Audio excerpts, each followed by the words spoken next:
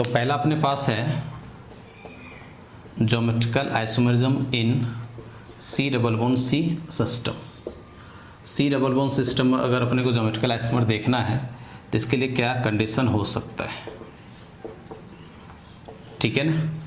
तो सबसे पहला कंडीशन अगर देखें तो C double bond C system में अगर हम ज्योमेट्रिकल आइसोमर देख रहे हैं तो C double bond C system क्या होना चाहिए, प्रेजेंट होना चाहिए presence of C double bond C. Second, each double bonded, वही बात आ जाएगा, carbon double bonded carbon having two different group और एटम। एक चीज यहाँ पर और ध्यान रखेंगे, और मैं लिख देता हूँ, ठीक है ना। डिस्टेंस बिटवीन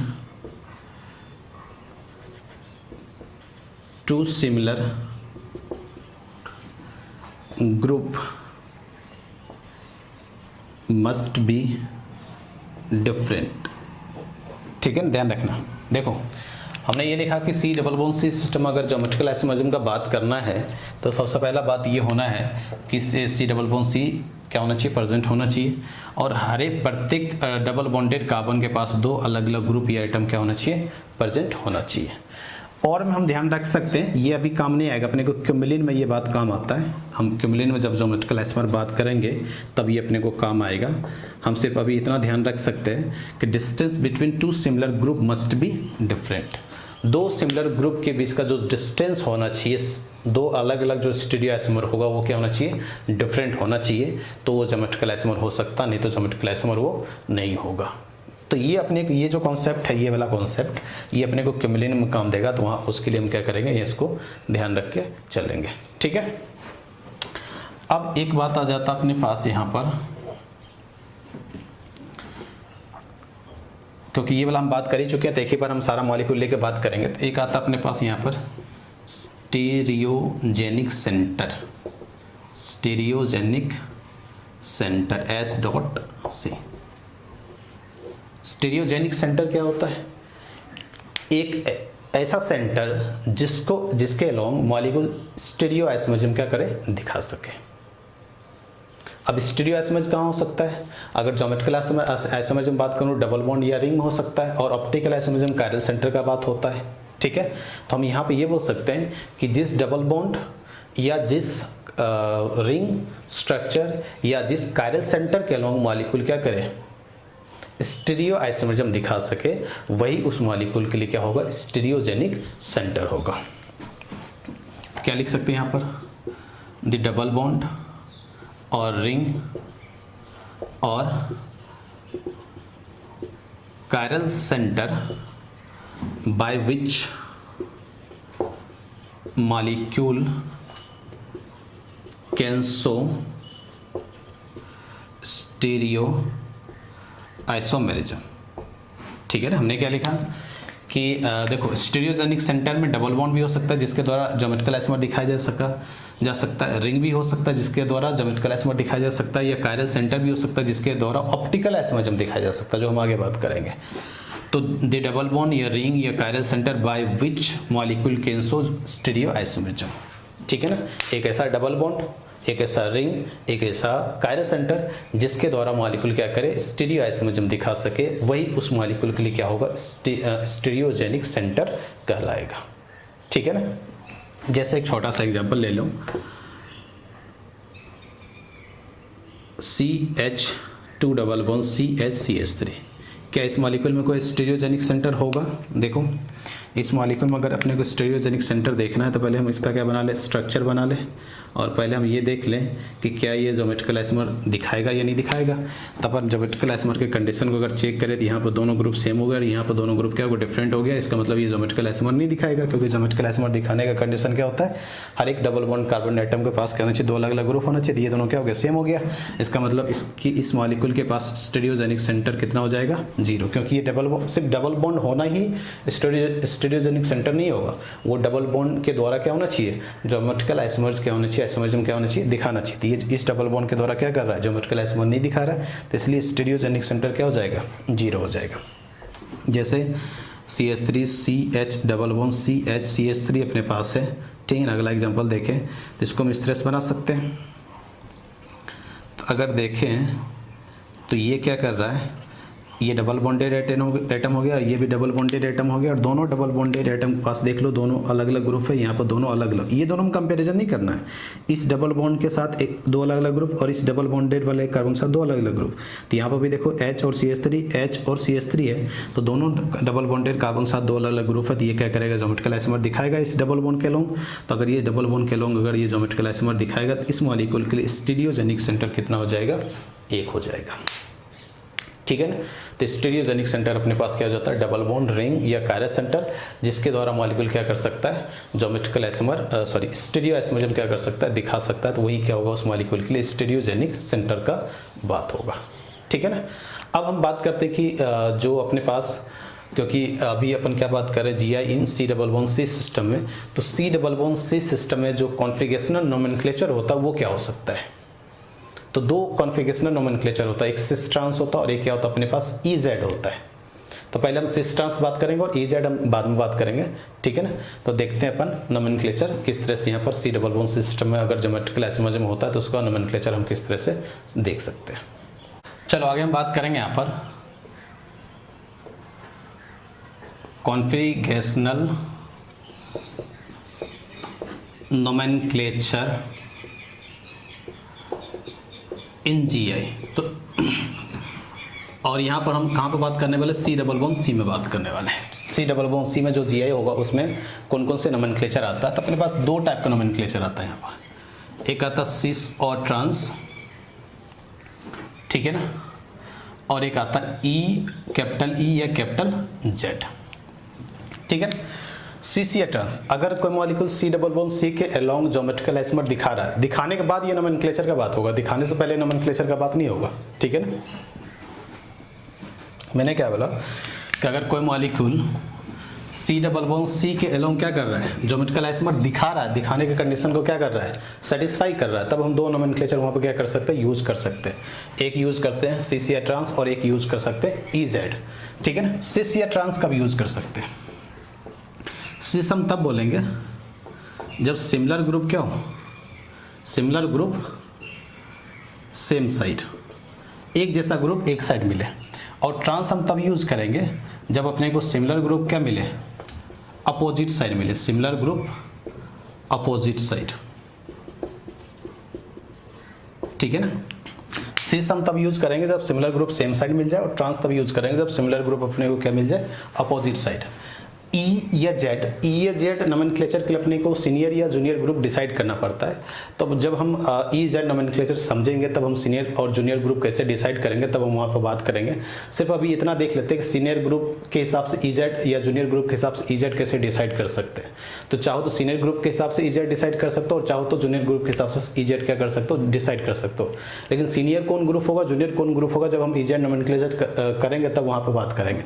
अभी सिर्फ इतना ध्यान रख लेंगे, Z के लिए क्या हो जाएगा, सीनियर ग्रुप क्या मिल जाए अपने को, सेम साइड मिल जाए तो Z बोलेंगे, और सीनियर ग्रुप अपने को क्या मिल जाए, अपोजिट साइड मिल जाए, अपोजिट साइड मिल जाए तो इसको E बोलेंगे, ठीक है। तो C double bond C system में जब ज्योमेट्रिकल आइसोमर दिखाएगा, C double bond C system में जब ज्योमेट्रिकल आइसोमर दिखाएगा तब हम क्या कर सकते हैं वहाँ पर, तब हम या तो सिस ट्रांस यूज कर सकते हैं या तो EZ यूज कर सकते हैं, ठीक है ना। या तो सिस ट्रांस यूज कर सकते हैं या तो EZ हम क्या कर सकते हैं, यूज कर सकते हैं, ठीक है ना। देखो एग्जाम्पल के साथ अगर हम देखें तो ये सारा चीज़ क्लियर हो जाएगा। जैसे मान लो अपने पास CH3 है, CH डबल बॉन्ड HCl, ठीक है। और यहीं पर अगर हम इसी को ऐसा लिख ले, CH3 H double bond C H और ये Cl, सॉरी यहाँ पर Cl ले लेते हैं और यहाँ पर क्या ले लेते हैं, H ले लेते हैं, ठीक है। यहाँ पर देखो सिमिलर ग्रुप क्या है, सिमिलर ग्रुप क्या है, ये CH3 Cl तो अलग अलग है। सिमिलर ग्रुप कहीं पे भी देख सकते हो, सिमिलर ग्रुप अपोजिट साइड है तो इसको क्या बोलोगे, लेकिन सबसे पहले क्या चेक कर लो, ये ज्योमेट्रिकल आइसोमर दिखा रहा है कि नहीं दिखा रहा है। देख लो, ये डबल बॉन्डेड कार्बन 2 अलग ग्रुप है, ये डबल बॉन्डेड कार्बन 2 अलग ग्रुप दिखा रहा है। तो सिमिलर ग्रुप क्या है, अपोजिट साइड ट्रांस हो जाएगा। सिमिलर ग्रुप क्या है, सेम साइड, तो ये क्या हो जाएगा अपने पास, सिस हो जाएगा। ठीक है, मान लो ऐसा एग्जाम्पल होता तो क्या होता,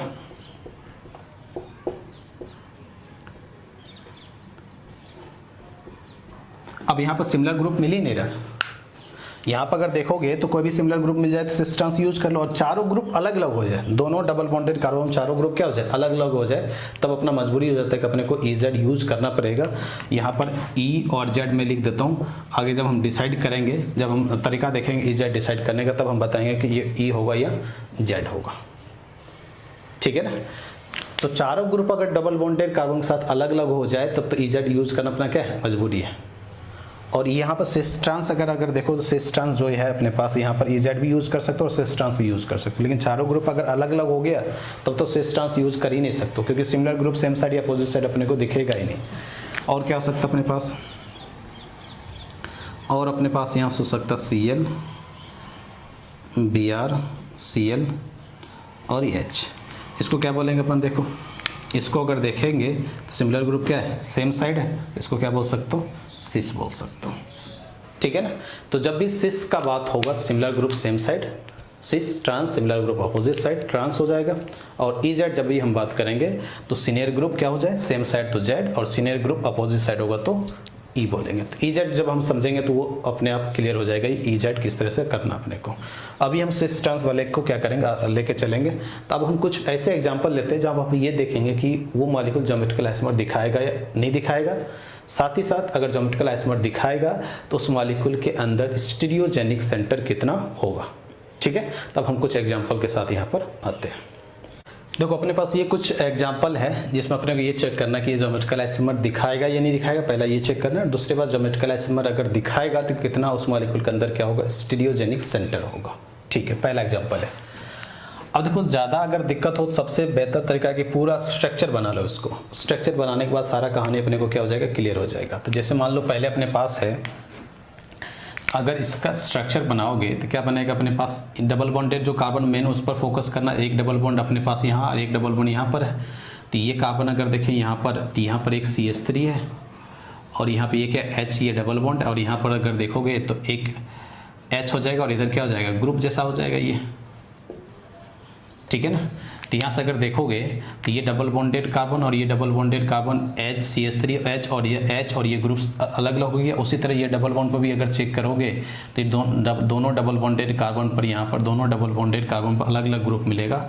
इसका मतलब ये हुआ कि ये डबल बॉन्ड भी ज्योमेट्रिकल आइसोमर दिखाएगा और ये डबल बॉन्ड भी क्या करेगा, ज्योमेट्रिकल आइसोमर दिखाएगा। ठीक है ना, डबल बॉन्डेड के लोग जब भी चेक करना हो तो क्या करना होगा, तो देख लो जितने भी डबल बॉन्डेड कार्बन है, जैसे ये 2 हो गया तो एक दोनों, ये दोनों के साथ हम देखेंगे, ये 2 हो गया तो ये दोनों के साथ देखेंगे। तो इस दोनों के लिए इसमें 2 अलग अलग ग्रुप होना चाहिए, इसमें 2 अलग अलग ग्रुप होना चाहिए, मिल गया। इसमें इस दोनों के लिए अगर देखें तो इसमें 2 अलग अलग ग्रुप होना चाहिए, इसमें 2 अलग अलग ग्रुप हो गया, मिल गया। तो इसका मतलब ये भी दिखा सकता है ज्योमेट्रिकल आइसोमर और ये भी दिखा सकता है। कितने डबल बॉन्ड ज्योमेट्रिकल आइसोमर दिखा रहा है यहाँ पर, 2।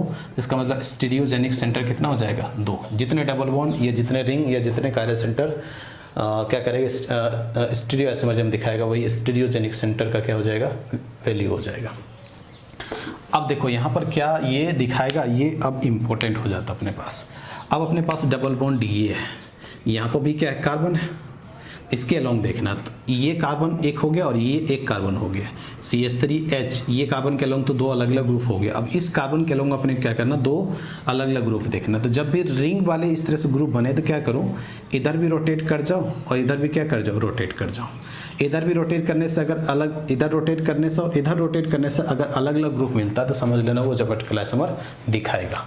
तो अगर इस कार्बन से लेके अगर रोटेट कर तो इधर, तो यहाँ पर CH2 और यहाँ पर भी क्या मिलता है, CH2। यहाँ से भी इस कार्बन से लेके इधर से रोटेट कर तो यहाँ पर भी CH2 और यहाँ पर भी क्या है, CH2। तो इधर से भी रोटेट करने पर CH2 और इधर से भी रोटेट करने पर क्या मिल रहा है, CH2। इसका मतलब इस कार्बन के साथ जो 2 ग्रुप होगा वो क्या होगा, सेम होगा। देखो कैसे हो रहा है, ये ऐसा है, ये CH3, ये डबल बॉन्ड कार्बन पर 2 अलग अलग ग्रुप हो गया, इसमें कोई दिक्कत नहीं है। अब इस कार्बन जब इधर से रोटेट कर रहे तो CH2 मिल रहा है अपने को, CH2 इस तरह से, और इधर से रोटेट कर रहे तो क्या मिल रहा है अपने को, CH2 और ये CH2 इस तरह से मिल रहा है। अगर देखोगे तो इस डबल बॉन्ड कार्बन के साथ अपने पास क्या है, 2 सिमिलर ग्रुप हो गया, तो इसका मतलब ये ज्योमेट्रिकल आइसोमर नहीं दिखाएगा। ठीक है, इसको अगर हम बिठा लें तो ये अपने पास और समझना आसान हो जाएगा बाकी एग्जाम्पल। अब देख लो, ये आप देख लो, ये डबल बॉन्डेड कार्बन है और यहाँ पर भी कार्बन होगा, तो ये भी डबल बॉन्डेड कार्बन हो गया, इसके साथ 2 अलग अलग ग्रुप हो गया। इसके साथ अगर देखोगे तो इधर से अगर रोटेट करो और एक बार क्या करो, इधर से रोटेट करो। इधर से रोटेट करोगे तो पहले क्या मिल रहा है, कार्बन पर 2 CL ये पहला पोजीशन पे मिल जा रहा है और दूसरा पे ये मिल जा रहा है। और यहाँ पर अगर इसके लिए रोटेट करोगे, देखो इसके लिए क्या मिल रहा है, अगर मैं इसका स्ट्रक्चर बनाऊँ कैसे बनेगा, तो ये C डबल बॉन्ड C, इधर CH3 है और इधर क्या है H, ये 2 अलग अलग ग्रुप हो गए। इसके लिए तो कोई टेंशन वाली बात ही नहीं है। इसके लिए क्या मिल रहा है, पहले कार्बन Cl मिल रहा है और फिर क्या मिल रहा है CH2 इस तरह से मिल रहा है। इसके लिए इधर से रोटेट करोगे तो क्या मिल रहा है, CH2 मिल रहा है और क्या मिल रहा है Cl और यहाँ से फ्री बॉन्ड रहेगा। तो देखो क्या दोनों ग्रुप सेम है या दोनों ग्रुप डिफरेंट है, दोनों ग्रुप क्या है डिफरेंट है। यहाँ पर पहले एक पहले कार्बन पर 2 CL मिल चुका है और यहाँ पर इस वाले ग्रुप में देखोगे तो दूसरे कार्बन पर 2 CL मिल चुका है। तो इधर से भी रोटेट कर जाओ और इधर से भी रोटेट कर जाओ, तो दोनों ग्रुप का नेचर क्या है, अलग अलग है। इसका मतलब इस कार्बन के पास भी 2 अलग अलग ग्रुप है, तो ये क्या करेगा ज्योमेट्रिकल आइसोमर इस डबल बॉन्ड के लोग क्या करेगा, दिखाएगा। और ये दिखाएगा तो स्टीरियोजेनिक सेंटर कितना हो जाएगा, यहाँ पर 1 हो जाएगा। उसी तरह देखें इस डबल बॉन्ड के अलोंग, तो इस डबल बॉन्ड के अलोंग अगर देखो तो यहाँ और यहाँ क्या सेम ग्रुप हो गया, तो इधर जाने की जरूरत नहीं, ये क्या करेगा ज्योमेट्रिकल आइसोमर नहीं दिखाएगा। अब यहाँ पे बात करें क्या ये दिखाएगा, इसको दिखाने के लिए देख लो यहाँ पर CH3H इसके अलोंग तो मिल गया। इस कार्बन के अलोंग अगर देखें तो इधर से भी ग्रुप का नेचर अलग होगा और इधर से देखो, इधर 1 पर Br और 2 पर ये मिल रहा है और यहाँ पर 1 पर Cl और 2 पर ये मिल रहा है। तो इधर से रोटेट करने पर और इधर से रोटेट करने पर, दोनों क्लॉकवाइज और एंटी क्लॉकवाइज रोटेट करने पर इस कार्बन पर दोनों ग्रुप के अलग अलग मिल रहा है, ज्योमेट्रिकल आइसोमर दिखाएगा। और स्टीरियोजेनिक सेंटर कितना हो जाएगा, यहाँ पर 1 हो जाएगा। क्या ये GI दिखाएगा? अगर देखोगे तो इस कार्बन पर एक H होगा और एक क्या होगा, CH3 होगा। लेकिन इस कार्बन पर ये Me किसको बोलते हैं, मिथाइल, और ये CH3 भी क्या होता है, मिथाइल। तो इस कार्बन पर दोनों ग्रुप क्या हो गया, सेम हो गया, तो ये ज्योमेट्रिकल आइसोमर नहीं दिखाएगा। ठीक है ना। अब देख लो ये डबल बॉन्ड कार्बन है, ये डबल बॉन्ड, तो HCH3 अलग ग्रुप हो गया, HCH3 क्या हो गया, अलग ग्रुप हो गया। अब देखो यहाँ पर दोनों ग्रुप क्या दिख रहा है, सेम साइड दिख रहा है, तो इसको क्या बोलते हैं हम, सिस बोलते हैं। तो इसका नाम अगर देखोगे तो ये होता है मैलिक एसिड, इसको हम लोग क्या बोलते हैं, मैलिक एसिड। और मैलिक एसिड ये कैसा कॉन्फ़िगरेशन रख रहा है, देखो यहाँ पर अगर देखो तो ये देखोगे तो ये ट्रांस है और ये क्या है, सिस है। दोनों ज्योमेट्रिकल आइसोमर दिखा रहा है, ये डबल बॉन्ड के लोग, ये भी डबल बॉन्ड के लोग ज्योमेट्रिकल आइसोमर दिखा रहा है, और ये भी डबल बॉन्ड के लोग क्या कर रहा है, ज्योमेट्रिकल आइसोमर दिखा रहा है। तो यहाँ से अगर देखेंगे तो अगर ये डबल बॉन्ड के लोग ज्योमेट्रिकल आइसोमर दिखा रहा है तो इसको मैलिक एसिड, और ये कौन सा फॉर्म है, सिस है, और इसको हम बोलते हैं फ्यूमेरिक एसिड, और ये कौन सा फॉर्म अपने पास, ट्रांस। ठीक है ना। तो एक मैलिक एसिड सिस हो गया और एक क्या हो गया, फ्यूमेरिक एसिड ट्रांस। याद रखने के लिए MAC, और ये क्या हो जाएगा, FAT। मैलिक एसिड सिस मतलब मैलिक एसिड अगर रहे, मैलिक एसिड जब भी बनाओगे तो सिस फॉर्म में रहेगा, और फ्यूमेरिक एसिड जब भी बनाओगे तो मैलिक एसिड और फ्यूमेरिक एसिड क्या होता है, कार्बन डबल बॉन्ड कार्बन। ठीक है ना। और दोनों डबल बॉन्ड कार्बन के साथ एक कार्बोक्सिलिक एसिड ग्रुप होगा और एक हाइड्रोजन होगा। और अगर सिस फॉर्म होगा तो उसको मैलिक एसिड, और ट्रांस फॉर्म होगा तो उसको फ्यूमेरिक एसिड बोलेंगे। ठीक है ना। याद रखने के लिए क्या, mac MAC, mac fumaric acid, FAT fumaric acid मतलब फैट, याद रखेंगे। ठीक है। उसी तरह अगर हम यहाँ पर अगर देखें तो यहाँ पर भी अगर देखें तो ये COH और ये COH दोनों क्या सेम साइड है, ये भी क्या होगा अपने पास, सिस जैसा काम करेगा, और ये अपने पास क्या रहेगा, ट्रांस जैसा काम करेगा, क्योंकि यहाँ पर दोनों क्या है, COH दोनों क्या है, अपोजिट साइड है। तो ये होता है सिस्ट्राकोनिक एसिड, इसको क्या बोलते हैं, सिस्ट्राकोनिक एसिड बोलते हैं। और ये सिस फॉर्म होता है। जो मैलिक एसिड है ना या फ्यूमेरिक एसिड, वहाँ पर एक हाइड्रोजन हटा दो ऊपर वाले में और उसके बदले CH3 रख दो, यहाँ भी हाइड्रोजन हटा क्या रख दो, CH3 रख दो, तो ये इसका नाम थोड़ा चेंज हो जाता है, मॉलिक्यूल भी अलग हो जाता है और नाम भी क्या हो जाएगा, चेंज हो जाएगा। तो इसको हम क्या बोलते हैं, सिस्ट्राकोनिक एसिड, और इसको मेजाकोनिक एसिड बोलते हैं। ठीक है ना। तो ये दो जो नाम है 7, 3, 4 बोल सकते हैं, 8 और 9th नंबर में और अपने पास 10th नंबर में, ये सब के सब ज्योमेट्रिकल आइसोमर तो दिखाई रहे। थोड़ा सा अपने को क्या करना होगा, मैलिक फ्यूमेरिक एसिड, सिस्ट्राकोनिक एसिड और मेजाकोनिक एसिड का क्या करना होगा, नाम याद रख के चलना होगा। ठीक है ना। तो ये हम यहाँ पर बात कर लिए कि किस किस मॉलिक्यूल में ज्योमेट्रिकल आइसोमर दिखाएगा, कितने स्टीरियोजेनिक सेंटर यहाँ से हो सकता है, ठीक है ना। अब आगे हम बात करते हैं कि रिंग में ज्योमेट्रिकल आइसोमर अगर हम बात करें तो किस तरह से देख सकते हैं। तो ये सी डबल बॉन्ड सी में क्या हो गया, ज्योमेट्रिकल आइसोमर का बात हो गया। सी डबल बॉन्ड एन और एन डबल बॉन्ड एन हम क्या करेंगे, बाद में बात करेंगे। पहले हम देख लेते हैं कि रिंग में ज्योमेट्रिकल आइसोमर हम किस तरह से यहाँ पर बात कर सकते हैं, ठीक है ना। चलो अब हम बात करेंगे यहाँ पर जी आई ड्यू टू रिंग, रिंग के कारण किस तरह से ज्योमेट्रिकल आइसोमर का बात हो सकता है। तो नेक्स्ट अगर हम बात करें यहाँ पर तो अपने पास क्या है, जी आई ड्यू टू रिंग, रिंग में जी आई किस तरह से हम बात कर सकते हैं, ठीक है ना। रिंग में जी आई बात करने के लिए हमने क्या बताया था, कंडीशन क्या होता है अगर रिंग में जी आई बात करना हो। हमने वहाँ पर देख लिया था कंडीशन क्या था, 2 sp3 मेंबर रिंग का क्या होना चाहिए, कम से कम 2 sp3 मेंबर रिंग के कम से कम 2 sp3 मेंबर के पास 2 अलग अलग ग्रुप क्या होना चाहिए, अटैच होना चाहिए। तो ऑलरेडी हम कंडीशन क्या कर चुके हैं, बात कर चुके हैं, ठीक है ना।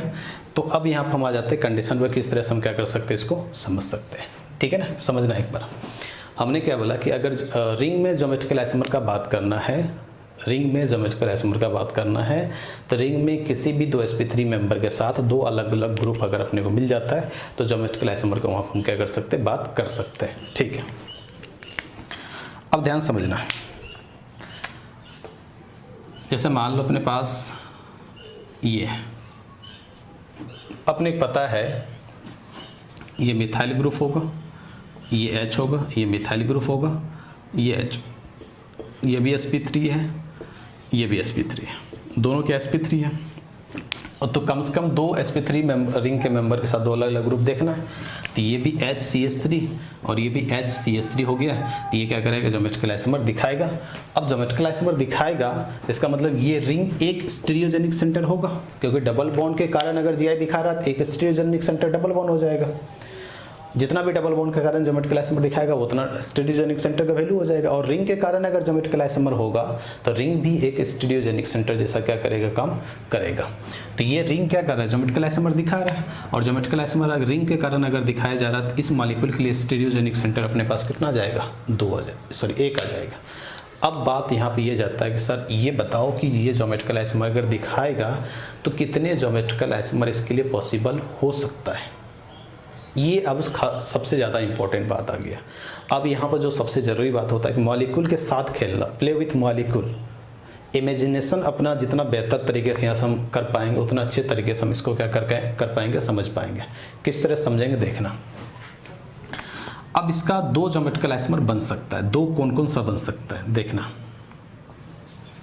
अगर मैं इसको इस तरह से बनाऊँ, देखने से भी दिखेगा कि ये किस तरह से दिख रहा है। ऐसा लग रहा है कि दोनों ग्रुप सेम साइड है, इस बन गया। और इसी को मैं ऐसा बना दूं, ये CH3 HCH3। तो यहाँ देखो दोनों ग्रुप सेम साइड दिख रहा होगा, यहाँ दोनों ग्रुप अपोजिट साइड दिख रहा होगा। तो ये कैसा दिख रहा है, ट्रांस, ठीक है ना। दोनों ग्रुप यहाँ क्या दिख रहा है, सेम साइड दिख रहा है, और दोनों ग्रुप यहाँ क्या दिख रहा है, अपोजिट साइड दिख रहा है। तो ये सिस हो गई, ये ट्रांस हो गया। अब इसी का 3D स्ट्रक्चर बनाओगे, क्या बनाएंगे, इसका 3D स्ट्रक्चर बनाएंगे। तो किस तरह से इसको समझ सकते हैं 3D स्ट्रक्चर, ध्यान समझना। अभी मैं इस पर कुछ और बात करूंगा 3D स्ट्रक्चर पर। तो ये अपने पास क्या आ जाएगा, ये इस तरह से आ जाएगा, ये इस तरह से आ जाएगा,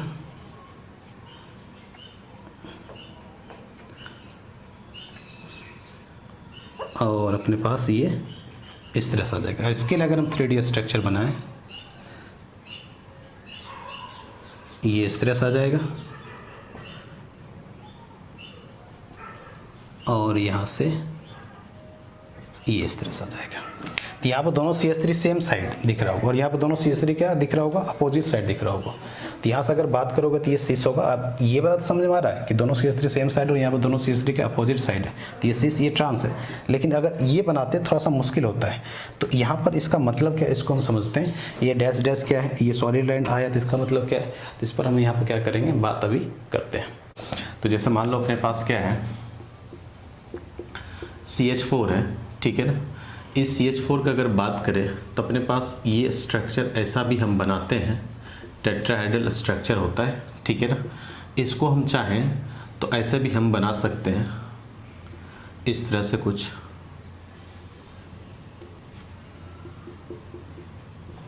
ठीक है ना। अब देखो यहाँ पर 3 टाइप का लाइन यूज करा गया, ठीक है ना। ये दोनों लाइन का मतलब ये होता है, ये दोनों लाइन का मतलब कि ये दोनों बॉन्ड क्या है, प्लेन में है, ठीक है। ये दोनों बॉन्ड क्या है, इन द प्लेन।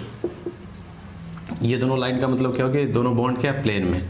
इस लाइन का मतलब अगर मैं बोर्ड को प्लेन मानता हूं तो बोर्ड को हम क्या मान रहे हैं, इस बोर्ड को मैं हमेशा क्या मान चल रहे, अगर हम कॉपी पे लिख रहे हैं तो कॉपी को प्लेन मान लो, बुक में अगर हम समझ रहे हैं तो बुक को प्लेन मान लो। तो अगर मैं बोर्ड पे समझाने की कोशिश कर रहा हूँ तो बोर्ड को मैं क्या मान रहा हूँ, प्लेन मान रहा हूँ। तो ये दोनों बॉन्ड क्या है, बोर्ड के प्लेन में, और ये बॉन्ड क्या है, डैश मतलब क्या होता है, बोर्ड प्लेन के अंदर। ये क्या है अपने पास, प्लेन के अंदर हो जाएगा, और ये जो होता है इसका मतलब होता है ये प्लेन के बाहर, प्लेन के बाहर। तो इसको हम बोलते हैं वेज डैश फार्मूला। मॉलिक्यूल का रिप्रेजेंट करने का अपने पास तरीका होता है वेज डैश फार्मूला बोला जाता है, जिसमें एक कार्बन, एक एटम के साथ 4 बॉन्ड होगा, 2 बॉन्ड क्या होगा, प्लेन में होगा, और 1 बॉन्ड प्लेन के अंदर होगा, और 1 बॉन्ड प्लेन के क्या होगा, बाहर होगा, ठीक है ना। तो ये लाइन, डैश वाला लाइन कहीं भी दिखे तो इसका मतलब समझना कि ये प्लेन के अंदर बात कर रहा है, और ये वेज वाला लाइन अगर दिखे, सॉलिड वाला लाइन दिखे अगर, तो इसका मतलब ये क्या है, प्लेन के बाहर, और ये वाला लाइन अगर दिखे तो ये दोनों क्या है, प्लेन में है, ठीक है ना। जब ये चारों 3 टाइप का लाइन यूज करें, सिंपल अपने पास यहाँ पर यह आ जाता है कि अगर ये वाला लाइन यूज करा जाए इस तरह से, तो इसका मतलब क्या हुआ, इन द प्लेन, ये क्या रहेगा, प्लेन में रहेगा। ये वाला लाइन अगर कहीं पे यूज करते हुए दिख रहा है तो ये क्या है, प्लेन के अंदर हम बात करेंगे इसका मतलब, और ये वाला लाइन कहीं यूज करते हुए अपने को इस तरह से दिखेगा तो इसका मतलब प्लेन के, ये क्या होगा, प्लेन के बाहर का बात होगा, ठीक है।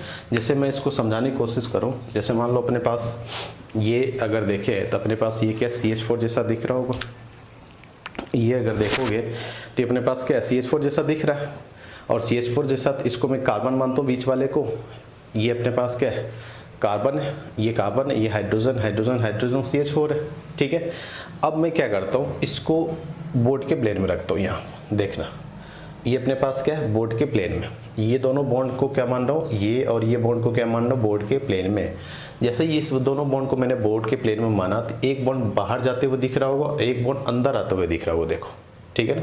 अगर इसको ठीक से देखो तो हमने क्या बोला, इस दोनों बॉन्ड को हम क्या मान रहे हैं, इस दोनों बॉन्ड को हम क्या मान रहे हैं, यहाँ पर अगर देखें तो इस दोनों बॉन्ड को हम यहाँ पर मान रहे हैं प्लेन में, ये क्या अपने पास प्लेन में, ठीक है ना, ये क्या है, प्लेन में, और ये अपने को अंदर जाते हुए दिखेगा, ये अगर देखें तो बाहर जाते हुए दिखेगा, और ये क्या होगा, अंदर आते हुए दिखेगा, ठीक है ना।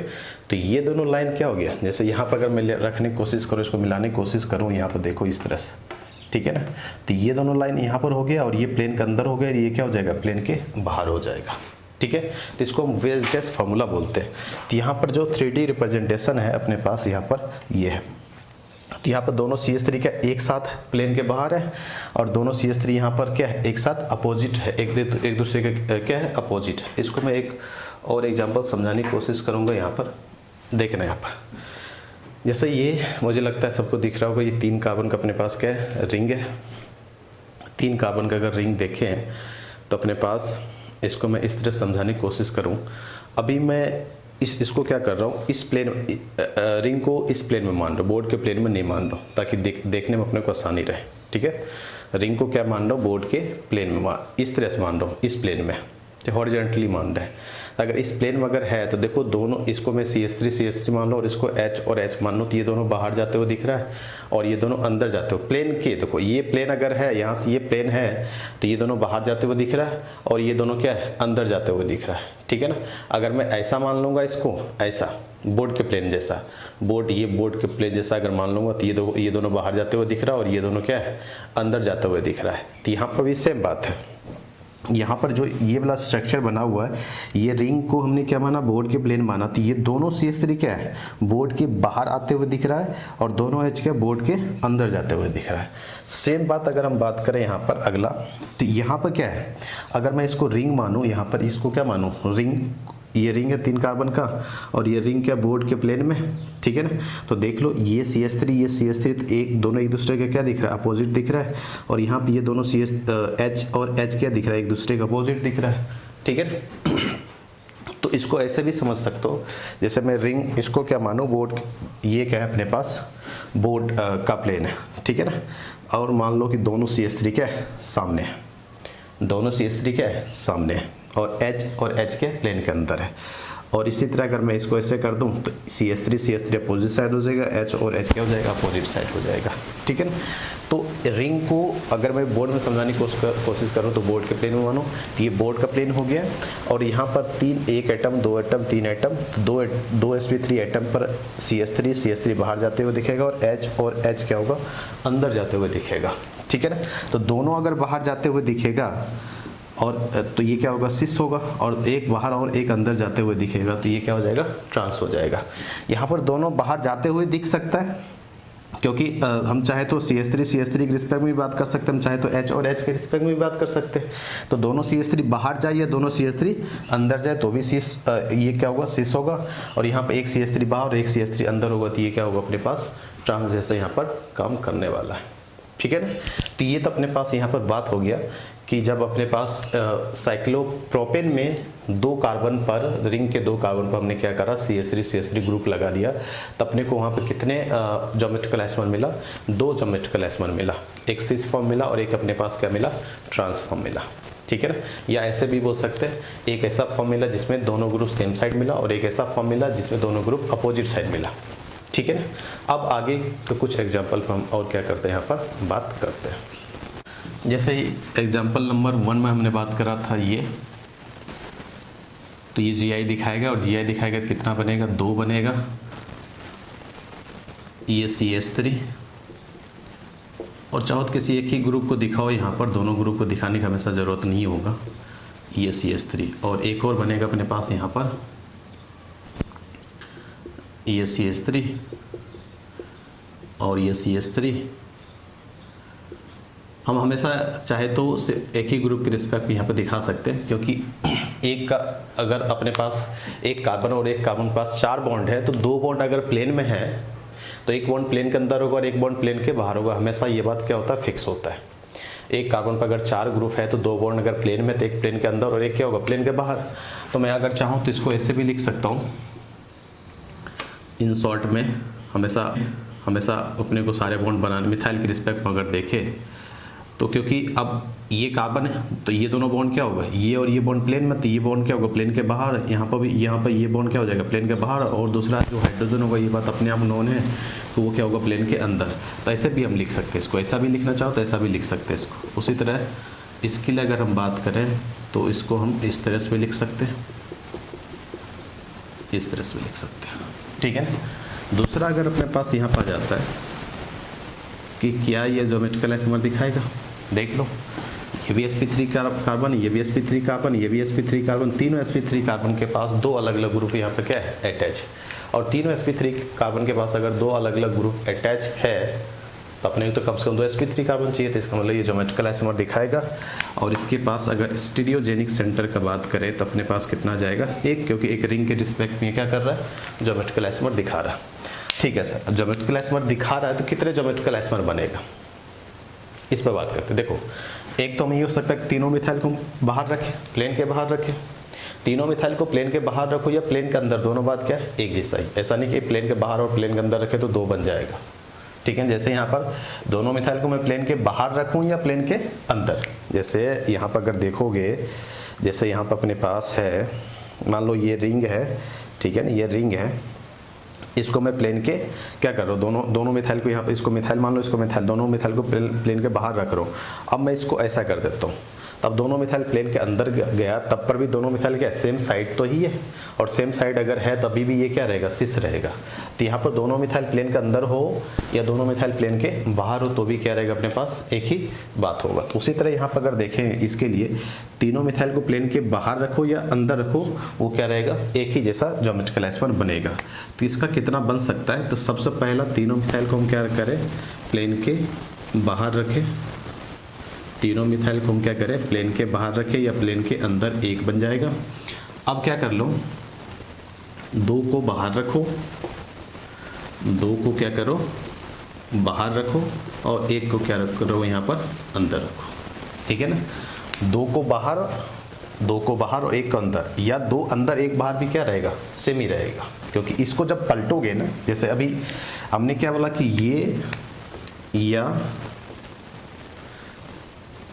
ये क्या है, सेम है। कैसे सेम है, देखो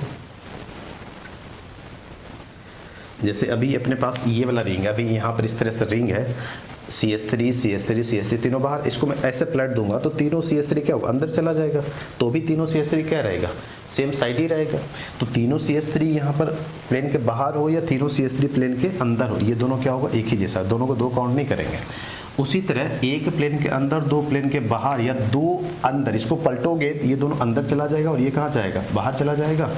तो इसका मतलब 2 बाहर 1 अंदर कितना बन जाएगा अपने पास ये, तो टोटल ज्योमेट्रिकल आइसोमर अगर हम देखें तो इसका कितना बन जाएगा, 2 बन जाएगा। ठीक है ना। तो अपने पास इसका अगर टोटल ज्योमेट्रिकल आइसोमर देखें कितना बन जाएगा, ये बन जाएगा। अब हम बात करते हैं, अब मैं कुछ एग्जांपल देता हूँ जो करके बताना, जैसे इसका कितना ज्योमेट्रिकल आइसोमर बनेगा। ठीक है ना। इस पर अगर हम बात करेंगे तो इसका कितना ज्योमेट्रिकल आइसोमर बन सकता है, 4th में। इस पर अगर हम बात करेंगे तो इसका कितना ज्योमेट्रिकल आइसोमर बन सकता है, ये ड्रॉ करके बताना है। पहले तो चेक करो, तीसरा और चौथा क्वेश्चन पहले ये चेक करो कि ये ज्योमेट्रिकल आइसोमर दिखाएगा या नहीं दिखाएगा, और अगर ये दिखाता है तो कितने ज्योमेट्रिकल आइसोमर ये क्या करेगा, दिखाएगा। ठीक है, जल्दी करके बताओ। तो हम बात करते हैं और एग्जाम्पल हम यहाँ पर लेते हैं।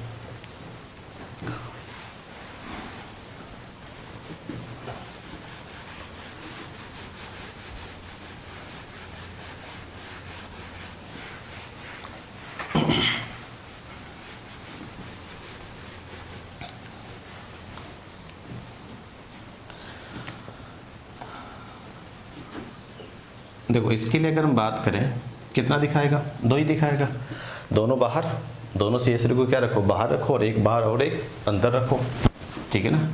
यहाँ पर दोनों CH3 को क्या करो, बाहर रखो और एक बाहर एक अंदर रखो, और कुछ भी नहीं लगा तो CH3 लगा हुआ। यहाँ पर अगर मैं CH3 नहीं लिखता हूँ तो इसका मतलब ये क्या, जैसे ये ऐसे करके हमने लिख देती CH3 होगी, तो यहाँ पर भी ये CH3, तो ये अपने पास बन जाएगा। चौथा के लिए अगर बात करोगे यहाँ पर ये कितना बनेगा देखना, पहले मैं बताता हूँ। चारों को क्या करो, 4 जो मिथाइल ग्रुप है, चारों को हम क्या करें, बाहर रखें, एक बन सकता है। अब हम क्या करें, 3 को बाहर रखें, एक एक घटाते चलेंगे और एक को अंदर रख लें। अब हम क्या करें, 2 को बाहर रखें और दोनों को क्या करें, अंदर रख लें। अब देखो यहाँ पर 2 बाहर 2 अंदर लगातार वाले, अल्टरनेट वाले 2 अंदर 2 बाहर कर लो, अल्टरनेट वाले 2 अंदर क्या कर, और 2 क्या कर लो, बाहर कर लो। ठीक है ना। तो हमने क्या बोला कि अगर इसके लिए ज्योमेट्रिकल आइसोमर देखें तो चारों बाहर या चारों अंदर सेम होगा, 3 बाहर 1 अंदर या 3 अंदर 1 बाहर भी क्या रहेगा, सेम रहेगा, 2 अंदर 2 बाहर। और ये 2 अंदर 2 बाहर जो लगातार वाले, ये अल्टरनेट वाले अगर लेंगे तो ये दोनों क्या रहेगा, एक दूसरे से अलग अलग होगा। तो इसके लिए अगर हम ज्योमेट्रिकल आइसोमर बात करें तो अपने पास कितना बन जाएगा, 4 बन जाएगा। ठीक है ना। और एग्जाम्पल अगर हम बात करें, नेक्स्ट एग्जाम्पल अगर बात करें तो क्या ये मॉलिक्यूल ज्योमेट्रिकल आइसोमर दिखाएगा, ध्यान समझना। और दिखाएगा तो किसके रिस्पेक्ट में, डबल बॉन्ड के रिस्पेक्ट में दिखाएगा या रिंग के रिस्पेक्ट में। ठीक है, तो पहले हम डबल बॉन्ड चेक कर लेते हैं। डबल बॉन्ड के लिए क्या होना चाहिए, दोनों डबल बॉन्डेड एटम पर 2 अलग अलग ग्रुप होना चाहिए, जो कि यहाँ पर क्या है, सेम है, तो डबल बॉन्ड के रिस्पेक्ट में नहीं दिखाएगा। अब आ जाते हैं रिंग में। रिंग में कंडीशन क्या होता है, 2 sp3 कार्बन के साथ 2 अलग अलग ग्रुप होना चाहिए कम से कम, दोनों sp3 कार्बन यहाँ पर है, और अगर देखें तो यहाँ पर भी एक H रहेगा और एक क्या रहेगा, CH3, और यहाँ पे क्या H 2 अलग अलग ग्रुप है, तो ये क्या करेगा, रिंग के रिस्पेक्ट में ज्योमेट्रिकल आइसोमर दिखाएगा, और स्टेरियोजेनिक सेंटर यहाँ पे कितना बन जाएगा, 1 बन जाएगा। ठीक है ना। तो ये इस तरह से क्या कर सकता है, ज्योमेट्रिकल आइसोमर दिखा सकता है। उसी तरह अगर हम बात करें यहाँ पर, क्या ये ज्योमेट्रिकल आइसोमर दिखा सकता है,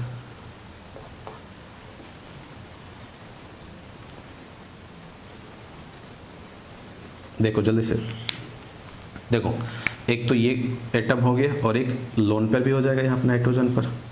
तो sp3 ये दोनों अगर देखो तो sp3, ये भी sp3, ये भी sp3, लेकिन ये दोनों ऊपर और नीचे वाले में क्या है, सेम, दोनों ग्रुप क्या है, सेम है।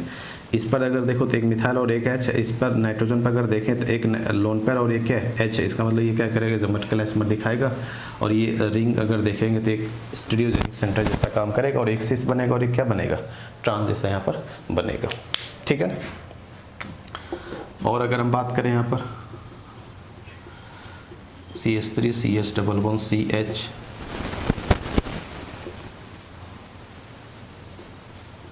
क्या ये ज्योमेट्रिकल आइसोमर दिखाएगा? देखो बताओ जल्दी से, ठीक है। और दिखाएगा किसके रिस्पेक्ट में? डबल बॉन्ड के रिस्पेक्ट में दिखा लेगा, चेक कर लो जल्दी से।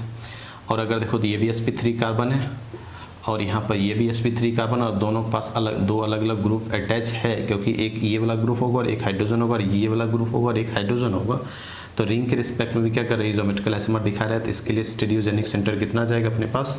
2 आ जाएगा, ठीक है ना। और एग्जाम्पल अगर हम यहाँ पर बात करना चाहें ज्योमेट्रिकल आइसोमर के लिए, क्या ये कंपाउंड ज्योमेट्रिकल आइसोमर दिखा सकता है क्या?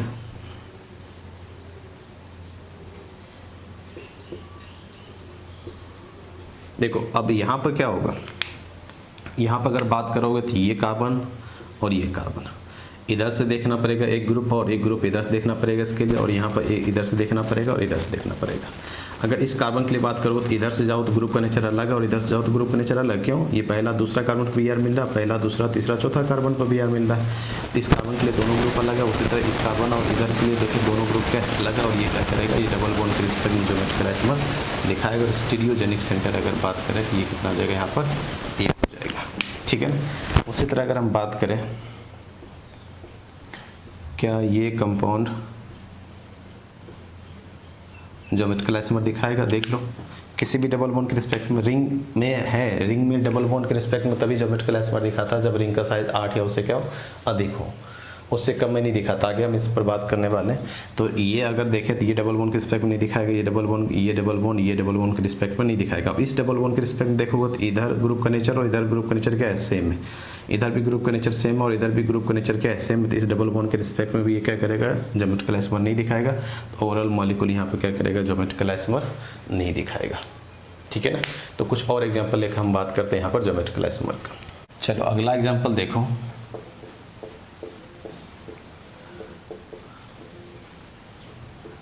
क्या ये मॉलिक्यूल ज्योमेट्रिकल आइसोमर दिखाएगा? देख लो अभी हम ज्योमेट्रिकल आइसोमर बात कर रहे हैं, तो अपने को रिंग के किसी भी 2 sp3 कार्बन पर 2 अलग अलग ग्रुप चाहिए, जो कि आसानी से यहाँ पर दिख रहा है। और रिंग यहाँ पे क्या होगा? एक स्टीरियोजेनिक सेंटर जैसा काम करेगा और ये मॉलिक्यूल क्या करेगा? ज्योमेट्रिकल आइसोमर दिखा सकता है। उसी तरह अगर हम बात करें अपने पास अगर ये हो,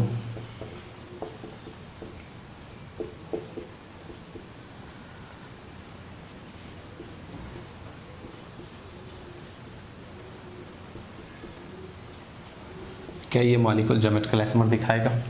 ठीक है। और अगर दिखाता है तो किस डबल बॉन्ड के रिस्पेक्ट में ये ज्योमेट्रिकल आइसोमर दिखाएगा, ये बात करना है। अगर हम बात करें इसके लिए, ये डबल बॉन्ड के लिए, तो ये डबल बॉन्ड वाले जो कार्बन इसके लिए 2 अलग अलग ग्रुप अटैच है, लेकिन ये डबल बॉन्ड वाले कार्बन देखो तो ये भी ग्रुप यहाँ पर देखो तो सेम है इसके लिए, और ये भी ग्रुप यहाँ क्या है? इसके लिए सेम है। इसका मतलब इस डबल बॉन्ड के रिस्पेक्ट में ज्योमेट्रिकल आइसोमर नहीं दिखाएगा। यहाँ पर अगर देखें तो एक Cl और ये वाला ग्रुप हो जाएगा पूरा, और यहाँ पर अगर देखें तो यहाँ पर भी दोनों अलग अलग ग्रुप है। उसी तरह इस डबल बॉन्ड कार्बन पर देखें दोनों अलग अलग ग्रुप है, और इस डबल बॉन्ड कार्बन पर देखें दोनों अलग अलग ग्रुप है। मतलब ये डबल बॉन्ड के रिस्पेक्ट में दिखा सकता है और इस डबल बॉन्ड के रिस्पेक्ट में क्या कर सकता है? ज्योमेट्रिकल आइसोमर दिखा सकता है। और स्टीरियोजेनिक सेंटर अपने पास कितना हो जाएगा? 2 हो जाएगा।